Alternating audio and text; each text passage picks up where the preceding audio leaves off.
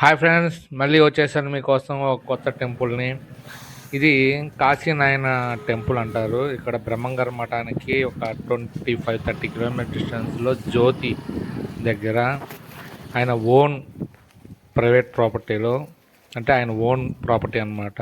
అక్కడ ఆయన నరసింహస్వామికి ప్రియ భక్తుడు. ఆయనకి బాగా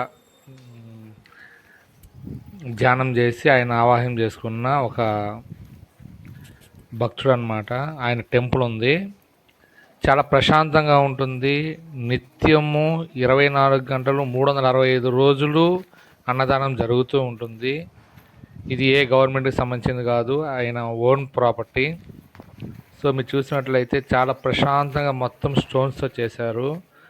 లోపలికి అడుగు పెట్టంగానే మీకు అందరికీ ఒక పాజిటివ్ వైబ్ అనేది వస్తుంది.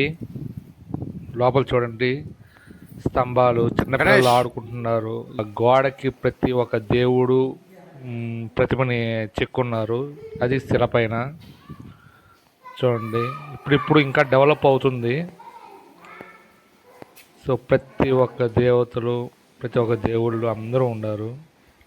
అంటారు కదండి ముక్కోటి దేవతలు అని. సో అలాగా ప్రతి ఒక్క దేవుడిని ఇక్కడ మనం చూడొచ్చు. మనం ఆ క్యూలో ఆయన సన్నిధానానికి పోయేట్లు చెప్పలేము. సో మీరు చూసినట్లయితే చూడండి, మనం డైలీ ఎంతో ఫాస్ట్గా ఉంటాం అన్నమాట లైఫ్లో. అంటే జాబ్స్ కావచ్చు, పనులు కావచ్చు, స్టడీ కావచ్చు, ఏదైనా కానీ. అలా స్పిరిచువల్ ఎనర్జీ అనేది మనకు కావాలి. సో మీరు చూడండి.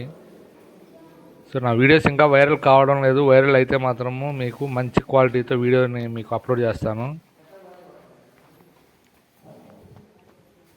మీరు చూడండి, ప్రతి ఒక్కరిని ఎంత అందంగా మనకి ప్రజెంటేషన్ ఇచ్చారో. చూస్తూ ఉంటే ఇంకా చూడాలనిపిస్తూ ఉంది.